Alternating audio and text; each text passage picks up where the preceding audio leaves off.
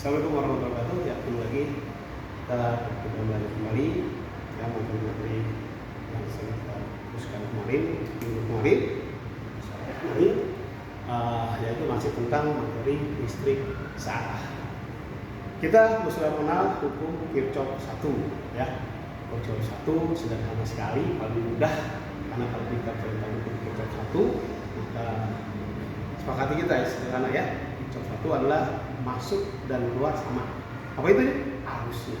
Pada titik percabangan, maka arus yang masuk sama dengan arus yang keluar. Dan itu berlaku untuk yang kalau kita kembangkan dalam rangkaian listrik itu pada hambatan atau rangkaian yang dianggap paralel, maka dia akan membagi arus. Nah, itu nilai Kirchhoff 1. Nah, hari ini kita akan masuk mempelajari tentang hukum Kirchhoff 2. Kirchhoff 2. Apa itu Kirchhoff 2?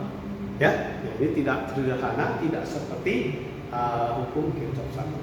Ya, hukum Kirchhoff 2 prinsipnya adalah bahwa dalam rangkaian tertutup, misalnya kita buat ini ada hambatan, ya ini ada elemen, ada hambatan lagi, ada elemen lagi, misalnya gitu. Dalam rangkaian tertutup ini R1, ini R2 misalnya, ini S1, ini E2 misalnya.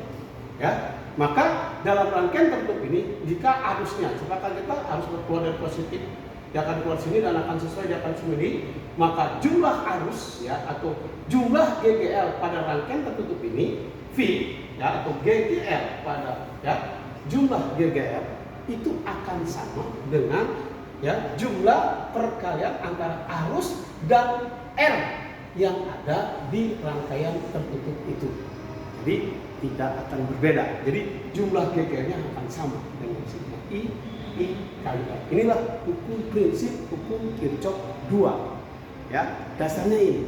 Nah, nanti kita akan kembangkan bagaimana hukum Kirchhoff 2 itu bisa berkembang atau bisa kita kembangkan dalam soal-soal. Gitu ya. Nah, di sini juga mungkin kalian akan mempelajari tentang bagaimana prinsip-prinsip Kirchhoff 2. Karena Kirchhoff 1 tetap ada di sini, pembagi arus itu tetap ada, biasanya ada. Ya. Itu. Nah, bagaimana di mana kita akan mengembangkan Kirchhoff 1 kalau ini adalah hukum Kirchhoff 2 yang kita dengar dengan satu loop. Nanti pada saat kita belajar tentang Kirchhoff 2 loop, maka kita akan akan kembali lagi pada bukan kembali ya. Jadi minimal kamu harus menguasai hukum Kirchhoff 1. Oke, itulah hukum Kirchhoff 2. Nah, ada ketentuan-ketentuan yang harus kamu pahami dalam hukum Kirchhoff 2. Nah, ketentuan perjanjian ya. Perjanjian itu